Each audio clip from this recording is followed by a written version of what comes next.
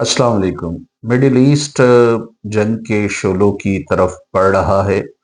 America ने और Israeli attack में जो है ईरान के सुप्रीम लीडर आयतुल्लाह खामनाई को और उनके करीबी रफ़ाक़ा को डिफेंस मिनिस्टर और आर्म फोर्सेस के बड़े ओहदेदार जो है वो उनको टारगेट किया गया है।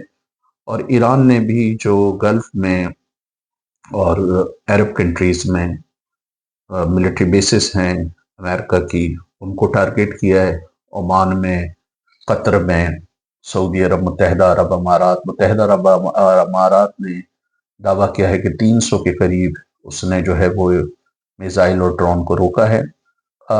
खित्ते में तकरीबन 45,000 के करीब अमरीकी फ़ौजी हैं मुख्तलिफ बेसिस पे, जिसमें इराक, जॉर्डन, कतर, मुत्तहदा अरब अमारात और दूसरे ममालिक शामिल हैं।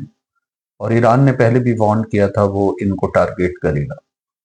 इस टारगेट के बाद, ईरानी लीडरशिप को टारगेट करने के बाद ईरान के लिए शदीद मुश्किलात हैं, क्योंकि ईरान अगर गल्फ़ कंट्रीज़ में इन ममालिक को टारगेट करता है तो उसमें कुछ ऐसे भी ममालिक हैं जो निस्बतन ईरान से सिंपैथेटिक हैं, जिसमें स्पेशली कतर और ओमान है। ओमान बातचीत जो है वो नेगोशिएशन करा रहा था, और माजी में भी इन ममालिक ने इस बात की कोशिश की कि अमेरिका जो है उनकी एयर बेसिस को इसराइल पे हमले के लिए इस्तेमाल ना करें। कुछ रिपोर्टों के मुताबिक ईरानी मिसाइल साइप्रस में भी गिरे हैं, जहां पर ब्रिटिश मिलिट्री बेस है।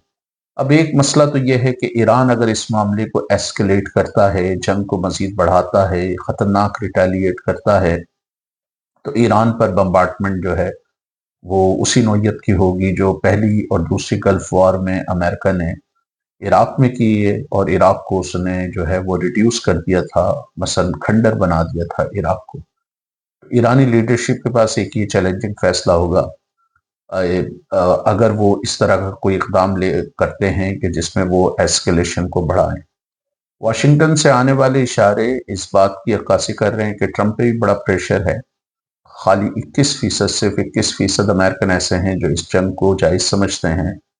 तो कभी इम्कान ये है कि अगर ईरान ने एस्केलेट नहीं किया तो ट्रम्प कुछ वक्त के बाद, कुछ दिनों के बाद, कुछ हफ्तों के बाद मुमकिन तौर पर ये कह दे कि उसको कामयाबी हो गई है और उसने जो है ईरान के सुप्रीम लीडर को मार दिया है, और उसने वो कर दिया जो इससे पहले कोई अमेरिकन प्रेसिडेंट नहीं कर सका। जिस तरह उसने वेनेजुएला में लीडर को हटाकर जो है बकिया वहां पर जंग नहीं की, क्योंकि अमेरिका के लिए ग्राउंड ट्रूप्स भेजना बड़ा मुश्किल होगा। उससे खुद जो ट्रम्प की मेगा सपोर्ट है वो अ, उसमें दरारें पड़ जाएंगी। ताहम इसराइल का ऑफ कोर्स ये इंटरेस्ट है कि वो ईरान को खंडर तक रिड्यूस करे और वहाँ पे रिजीम चेंज करे, लेकिन कोई भी रिजीम चेंज जो है वो ग्राउंड ट्रूप्स के बगैर बड़ी मुश्किल होगी।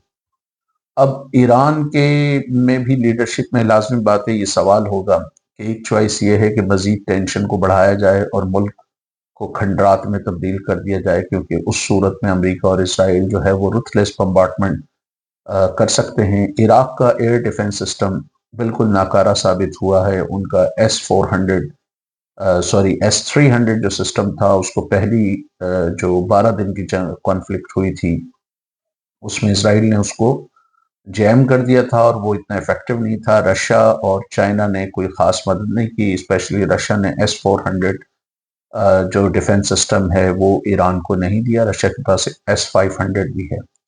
इसी तरह चाइना से भी जो जदीद मिसाइल मिलने की तवक्को थी वो शायद पूरी नहीं हुई। कुछ अंदाजों के मुताबिक ईरान के पास 2000 से ज़्यादा मुमकिन तौर पे मिसाइल हो सकते हैं, लेकिन अगर ये मिसाइल ईरान खित्ते में मारता है, स्पेशली गल्फ कंट्रीज में या अरब कंट्रीज में मारता है, तो वो डिप्लोमेटिक आइसोलेशन में जाएगा। और अभी तक तो इन अरब कंट्रीज ने अपनी मिलिट्री बेसिस अमेरिका को इस्तेमाल नहीं करने दी हैं, लेकिन वो जब खुद अंडर अटैक होंगी तो फिर वो मुमकिन तौर पर ये इजाज़त दे दें, जिससे ईरान के लिए मजीद मसाइल बढ़ेंगे। दूसरा यह है कि इन मिसाइल हमलों के बावजूद भी जो अमेरिका ने वहाँ पैट्रियट सिस्टम रखा है, वो इन मिसाइल को नाकारा बना देता है। लेकिन क्योंकि कुछ इनमें से मिलिट्री बेसिस शहरी आबादियों के करीब हैं, तो उन मिसाइल की जो डेबरी गिरेगी, जो मलबा गिरेगा, वो आम आदमी पे गिर सकता है, जिससे مسائل ہوں گے۔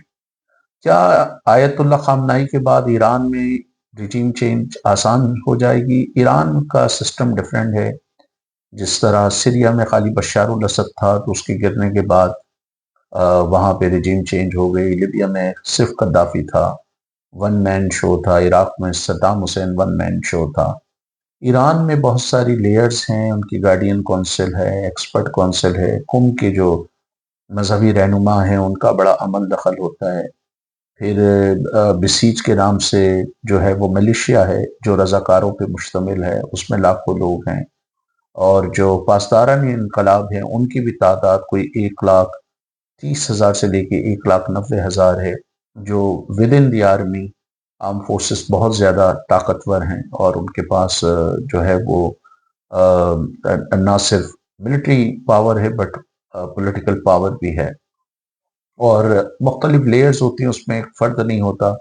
فیصلہ سازی میں جو ہے وہ ایکسپرٹ کونسل کا بھی رول ہوتا ہے، مذہبی علماء کا بھی رول ہوتا ہے، سویلین لیڈرشپ کا بھی ہوتا ہے، اور پاسداران انقلاب کا بھی ہوتا ہے۔ اور گیون دا فیکٹ کہ خامنائی پہلے ہی ٹارگیٹ پہ تھے، انہوں نے ممکنہ طور پہ اپنے سکسیسرز کو جو ہے وہ نومینیٹ کر دیا ہوگا۔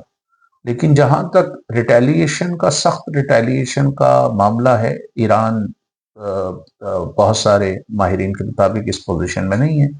وہ مسلز وغیرہ پھینک سکتا ہے، ایون جو اسرائیل پر، شمالی اسرائیل پہ، ناردرن اسرائیل پہ اس نے ہتھیار مسلز پھینکے ہیں، وہ بھی اس طرح کے افیکٹو نہیں تھے جو جون میں رہا ہے۔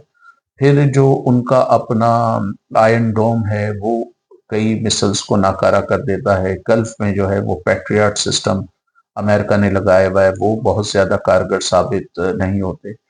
تو صورتحال شاید اس طرف ہی جائے گی کہ ایران میں جو حل بظاہر نظر آ رہا ہے کہ ایران میں کوئی پریگمیٹسٹ لیڈرشپ آگے آئے جو کسی طرح، کسی حد تک امریکی کنسرن کو ایڈریس کرے، کیونکہ ابھی تو معاملہ سروائیول کا ہے۔ ابھی تو معاملہ ایسا ہے کہ اگر ایران نے ٹینشن کو مزید ایسکلیٹ کیا تو ایران کو مزید نقصان ہوگا۔ بہت سارے ناقدین کہتے ہیں کہ ایران کو یہ بات بھی پیش نظر رکھنا چاہیے کہ اس کے جو پراکسیز تھے، یا جس کو ایران ایکسس آف ریزسٹنس کہتا تھا، وہ اب اس پوزیشن میں نہیں ہے، نہ یمن کے حوثیز، نہ لبنان کے حزب اللہ والے، اور نہ فلسطین میں حماس والے اس پوزیشن میں ہیں کہ وہ اسرائیل کو کوئی ڈیمیج کر سکیں۔ سب سے ڈسٹربنگ بات اور ڈس اپوائنٹنگ بات ایران کے لیے یہ ہے کہ عالمی سطح پہ کوئی ایسا گلوبل پاور نہیں ہے جو امریکہ کی بے لگام طاقت کو لگام دے سکے۔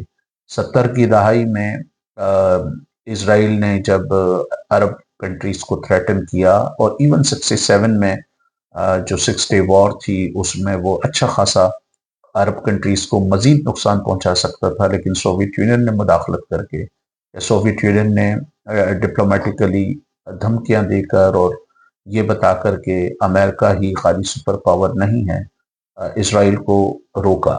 بالکل اسی طرح جب یوگوسلاویہ پہ حملہ ہوا تھا تو شروع میں وہاں پر بھی، حالانکہ رشیا اپنی طاقت کھو چکا تھا، اس نے تھوڑا بہت ملیٹریلی انٹروین کر کے، ناٹ ملیٹریلی لیکن اس نے اپنا اثر و رسوخ استعمال کر کے شروع میں تھوڑے سے ڈیمیج کو کنٹرول کرنے کی کوشش کی۔ چین کو بالکل اس سے کوئی غرض نہیں ہے، حالانکہ چین کے انٹرسٹ گریٹلی ہارم ہو سکتے ہیں، لیکن چین بھی ملیٹریلی امریکہ کو کوئی چیلنج کرنا نہیں چاہتا۔ چین کی اپنی جو آئل کی یا انرجی کی ریکوائرمنٹ ہے، 70% سے زیادہ وہ باہر سے آتی ہے، اور اس میں گلف کنٹریز سے ایک بڑا حصہ آتا ہے، لیکن پھر بھی چین جو ہے اس طرح کی کوئی وہ نہیں کر سکتا۔ ممکنہ طور پہ جس طرح وینیزویلا کے مسئلے پر چین نے کوئی خاص رد عمل نہیں دیا، اس پر بھی لپ سروس کے علاوہ کوئی خاص رد عمل چین نہیں دے سکے گا۔ تو ایران کے لیے یہ فیصلے مشکل ہوں گے۔ ایران اگر ایسکلیٹ کرتا ہے تو اس بات کا امکان ہے کہ وہ اس کو کھنڈر میں تبدیل کر دیا جائے، اور اس کی جو پراکسیز تھیں وہ ڈیسیمیٹڈ ہیں، وہ کافی کمزور ہیں، لیکن اگر وہ جواب نہیں دیتا تو اس کو کمزوری سے تعبیر کیا جائے گا، کیونکہ لازمی بات ہے سپریم لیڈر کو مارا گیا ہے، تو ایران کے لیے یہ بڑی سخت सूरत-ए-हाल है। दूसरा ये कि कोई भी अगर लीडर वो ऐसा नॉमिनेट करते हैं या मुंतखब करते हैं जिसके बारे में अमेरिका या इजराइल ये समझेंगे कि वो हार्ड लाइनर है, तो उसको भी फिर मुमकिन तौर पे टारगेट किया जाएगा। उसका आप देख सकते हैं कि जो अभी भी आर्मी चीफ जो है उनका मारा गया, उससे पहले भी मारा गया, पासदाराना इनकलाब का भी यही, कई की ऑफिशियल्स जो भी आते हैं वो मारे जाते हैं। तो Iran has to be very careful. और अगर गालिबन ईरान कोई प्रैग्मेटिस्ट लीडरशिप जो है वो मंतखब करता है, जो फॉर द टाइम जो न्यूक्लियर एम्बिशंस हैं उसको शेल्फ करते हैं, तो शायद ईरान के लिए कोई रास्ता हमवार हो, वरना ईरान के लिए बड़े मुश्किल जो है वो मराहिल आएंगे।